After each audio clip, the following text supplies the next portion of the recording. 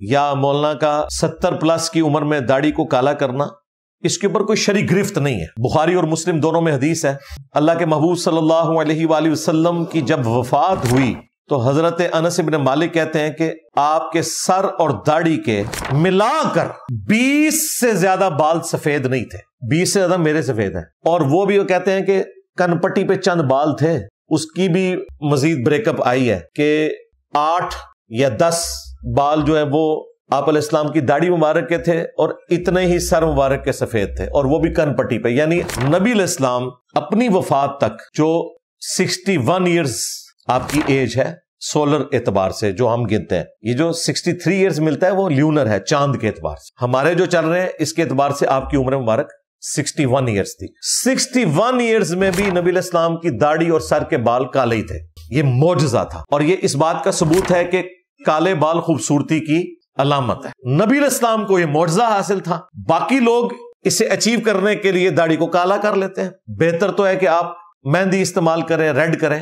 بخاری مسلم میں حدیث ہے، نبی علیہ السلام نے کہا کہ یہود و نصارہ کی مخالفت کرو، وہ داڑیاں رنگتے نہیں، تم داڑیوں کو رنگو۔ لیکن یہ نبی علیہ السلام کا حکم داڑھی کو رنگنے کا فرض یا واجب کے درجے میں نہیں ہے، صرف افضلیت اور غیر افضلیت کا ہے، اور وہ بھی پرسن ٹو پرسن ویری کرتا ہے، کیونکہ انہی احادیث کے جو راوی ہیں وہ خود داڑھی نہیں رنگتے تھے۔ جابر بن عبداللہ کے بارے میں مسند علی ابن الجاد میں آتا ہے کہ وہ سفید داڑھی رکھتے تھے، حالانکہ وہ خود راوی ہیں کہ داڑھیوں کو رنگنا یہ بہتر ہے۔ خود مولا علی علیہ السلام کے بارے میں المستدرک للحاکم میں آتا ہے، ایک تابعی کہتے ہیں کہ میں حضرت علی کے پیچھے جا کے جمعہ پڑھتا تھا، میں نے آپ کو ممبر پر بارہا دیکھا ہے، آپ کی داڑھی اور سر کے بال سفید تھے۔ اب مولا علی نے پوری زندگی اپنی داڑھی کالی نہیں کی، سفید ہی رکھی ہے۔ آپ کی شہادت 64 ایئرز کی ایج میں آلموسٹ ہوئی ہے، اور آپ کی داڑھی اور سر کے بال سفید ہو چکے ہوئے تھے۔ اسی لیے میں نے کچھ عرصہ پہلے ویڈیو ریکارڈ کروائی تھی کہ میں بھی داڑھی کو کالا نہیں کروں گا سیدنا علی کی سنت پہ عمل کرتے ہوئے، لیکن اگر کوئی کالا کرنا چاہے تو وہ سیدنا حسین کی سنت ہے۔ صحیح بخاری میں موجود ہے، سیدنا حسین ابن علی کا سر مبارک جب کاٹ کر عبید اللہ ابن زیاد کے سامنے رکھا گیا، گورنر یزید کے سامنے، اللہ کی لعنت، اللہ کے فرشتوں کی لعنت، تمام لعنت کرنے والوں کی لعنت جنہوں نے اہل البیت کے ساتھ ظلم کیا، تو اس میں بخاری میں الفاظ ہیں کہ ان کے سر اور داڑھی کے بال وسما کی بوٹی سے رنگے ہوئے تھے۔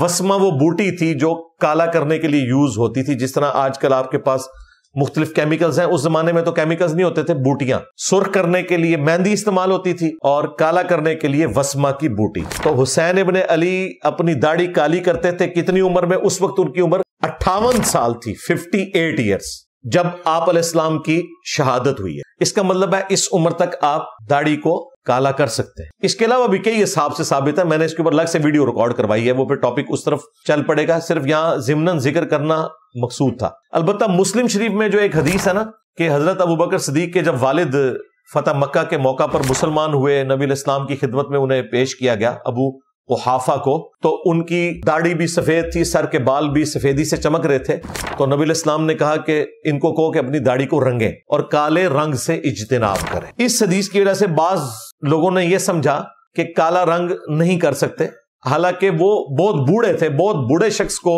کالا رنگ کرنے سے منع کیا گیا ہے، لیکن ایک ایسا جوان شخص جس کی داڑھی یا سر کے بال وقت سے پہلے ہی سفید ہو گئے، اسے تو لازمی رنگنا چاہیے۔ یہ جو میں افضلیت اور غیر افضلیت کی بات کر رہا ہوں، یہ میں 50-60+ لوگوں کے لیے بات کر رہا ہوں، لیکن ایک بچہ ہے 20-22 سال کا اور اس کے سر کے بال سفید ہو گئے ہیں، اور شرم کے مارے وہ داڑھی نہیں رکھتا کہ اس کی داڑھی سفید نظر آئے گی، کئی لوگ اس وجہ سے بھی داڑھی نہیں رکھتے، تو میں نے ان کو کہا یار داڑھی رکھو، کالی کرو، کوئی مسئلہ نہیں، 58 سال تک کرتے رہو۔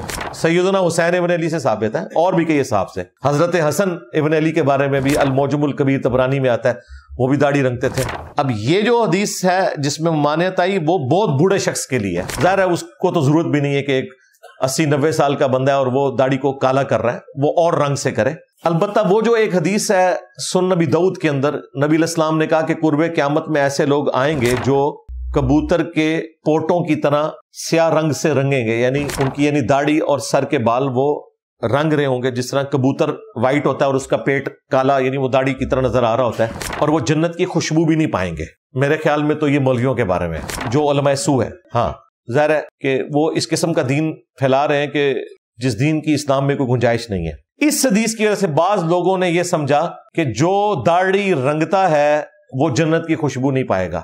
حالانکہ اس حدیث کا یہ مطلب نہیں تھا. اس حدیث میں ان لوگوں کی نشانی بتائی گئی ہے کہ جو جنت کی خوشبو نہیں پائیں گے، نہ کہ اس عمل کی وجہ سے وہ جنت کی خوشبو نہیں پا رہے ہوں گے. مثال کے طور پر صحیح بخاری صحیح مسلم میں آیا کہ خوارج کی نشانی یہ ہے کہ سر منڈائیں گے. اب اس کا یہ مطلب نہیں کہ جو سر منڈائے گا وہ خارجی ہو جائے گا، ورنہ رائے ونڈ والے تو سارے خارجی ہو جائیں گے. بریلوی کہتے بھی ہیں ہاں، ستھڑ چھوٹی گردن موٹی، ہاں جی، گلج توا سر تے استرا کرواؤ ٹینڈ تے چلو رائے ونڈ. ہاں، وہ کہتے ہیں کہ شلوار چھوٹی ہے گردن موٹی ہے اور سر پہ اس طرح کر. یہ شعر ہمیں بچپن میں، ہم بھی بریلوی تھے تو ہمیں یاد کروائے گئے تھے. یہ شعر یاد ہے، پرانی کوئی شاعری کبھی یاد آ جاتی ہے. تو سر منڈانا خوارج کی نشانی ہے. اس کا یہ مطلب نہیں کہ جو سر مونڈے گا وہ خارجی ہو جائے گا. سمجھ رہے؟ کیونکہ مولا علی علیہ السلام بھی خود سر مونڈتے تھے. سنن نبی داؤد میں یہ حدیث موجود ہے. جس جگہ یہ حدیث موجود ہے نا، یعنی سنن نبی داؤد میں کبوتر کے پوٹوں والی، اسی ابو داؤد میں حدیث موجود ہے کہ مولا علی کہتے ہیں جب سے میں نے نبی علیہ السلام سے سنا جس شخص کہ غسل میں بال خشک رہ گئے تو انہیں عذاب دیا جائے گا، تو وہ کہتے ہیں میں نے اپنے سر کے ساتھ دشمنی کی، میں نے اپنے سر کے ساتھ دشمنی کی، میں نے اپنے سر کے ساتھ دشمنی کی اور سر کے بال منڈوا دیے. ظاہر ہے اس زمانے میں پانی بھی ایشو تھا. آج کل تو وہ ایشو نہیں ہمارے لیے. وہاں تو نہانے کے لیے بھی پانی کئی کلومیٹر سے بھر کے لانا پڑتا تھا. اس میں بالوں کا اہتمام کرنا ہمارا تو بڑا آسان ہے، شاور ہے، جتنے مرضی لمبے بال ہوں دھونے میں پرابلم نہیں ہوتا. تو سیدنا علی خود سر منڈایا کرتے تھے.